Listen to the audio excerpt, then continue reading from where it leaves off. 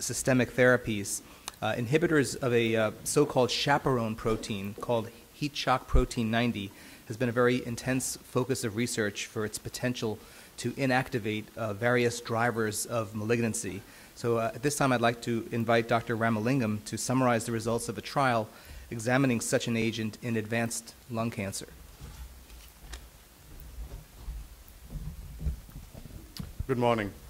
My name is Suresh Ramalingam. I'm a medical oncologist at Emory University in Atlanta, Georgia, and I focus on the treatment and research involving lung cancer. We're pleased on behalf of my co-investigators to present the top-line summary of our randomized phase 2 study of ganetespib in combination with docetaxel for advanced stage lung cancer. As Dr. Seidman alluded to, ganetespib is an inhibitor of heat shock protein 90. Now, this has been a target that we have known for a couple of decades now, and there have been several drugs developed in the past that have not panned out for a variety of reasons. Just to give you a brief cartoon to describe the mechanism of action of this drug, anytime a new protein is synthesized in the cell, it has to bind itself to what we call chaperones, such as heat shock protein 90. When they are synthesized, they are still in a structurally inactive form. So when they bind to the heat shock protein, they then become activated, and they go on to do what they are destined to do in terms of cellular functions. Ganetespib binds to the HSP90 and inhibits it. So basically what happens is these new proteins become inactive because they are degraded as they don't achieve their proper functional configuration. So you hear about a lot of drugs that directly affect the target, such as in BCR-ABL leukemia. Here, you're inhibiting the chaperone and have the ability to affect a broader number of key proteins that are critical for cancer cells to sustain themselves and to metastasize. So we took this drug to a randomized trial in patients with advanced stage non-small cell lung cancer, particularly focusing on the adenocarcinoma patients. Adenocarcinoma patients account for nearly 50% of all non-small cell lung cancer histology seen in the United States. So in this trial, we combined ganetespib with docetaxel.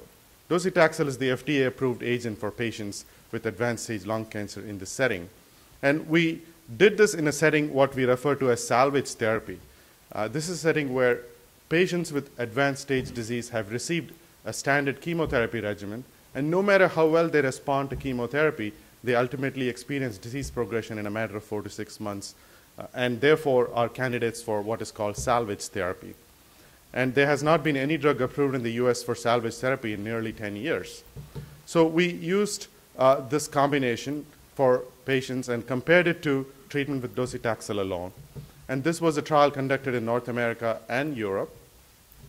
And we were interested particularly in patients with 3 different subgroups. One, of course, was the overall patient population, which is adenocarcinoma.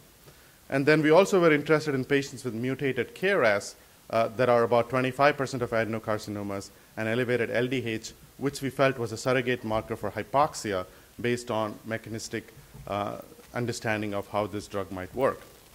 And of the stratification factors used for the trial, one stratification factor was the time since their diagnosis until they came into the trial, which we used as a surrogate for the rapidity of their disease course. And I'll come back to the importance of that in a minute as we found out in the results. There were 252 patients enrolled to this trial, and the patient characteristics were median age of 60, 56% were men, 75% of the patients were current or former smokers, and 17% of the patients were enrolled from North America and the remainder from Europe. These are fairly typical for patients for randomized trials conducted in this setting in non-small cell lung cancer. What we observed was that the combination was tolerated well. The safety findings were consistent with what we had known about single-agent toxicities of both docetaxel and ganetespib. The most common adverse events were mild to moderate diarrhea, which occurred within the first 2 to 3 days of getting this drug and can be easily managed with anti-diarrhea agents. And other common adverse events included some fatigue, nausea, anemia, and fever with neutropenia, which was seen in a slightly higher proportion of patients who got the combination. When we looked at the results for the overall adenocarcinoma patients, on this side we have the progression-free survival. That's the time from the time you start the treatment until the patients develop disease progression. And the median was 4.5 months for the combination and 3.2 months for treatment with docetaxel alone. And the hazard ratio reflected an approximately 16% reduction in the risk of progression. When we looked at the overall survival for this group, the median was 9.8 months for the combination compared to 7.4 months for patients treated with docetaxel alone. And the adjusted hazard ratio was 0.73, which reflected a 27% reduction in the risk of death.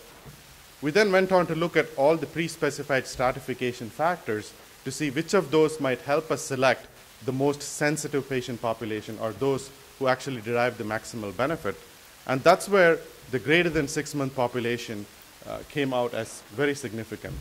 70% of the patients enrolled to this trial were belonging to this category, greater than 6 months from the time of diagnosis of advanced stage disease. And for this group of patients, the progression-free survival was 5.4 months for the combination compared to 3.4 months, with a p-value of 0.004. And the risk reduction was nearly 40%. And when you look at the overall survival, once again, the combination was associated with a favorable median survival of 10.7 months compared to 6.4 months for the combination, for the docetaxel monotherapy.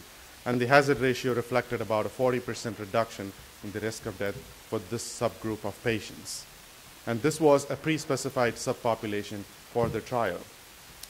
So in conclusion, we report that ganetespib is tolerated well in combination with docetaxel in the patient population of advanced stage lung adenocarcinoma. In this analysis, the combination of docetaxel plus ganetespib improved overall survival compared to docetaxel alone, and the median overall survival was improved by approximately 30% in patients with lung adenocarcinoma. And for the greater than 6-month population, the median overall survival was improved by 67%, and the risk of death was reduced by 39% with a significant p-value. When we looked at the mutated KRAS and LDH patient population, the results are still preliminary for those, but it did not appear that these two were significant molecular determinants to identify a more sensitive subgroup. And based on these promising results, we have initiated a phase 3 trial called Galaxy 2 that will have a similar design, but will only include the patient population of those greater than 6 months from the time of diagnosis for salvage therapy of lung adenocarcinoma. Thank you for your attention.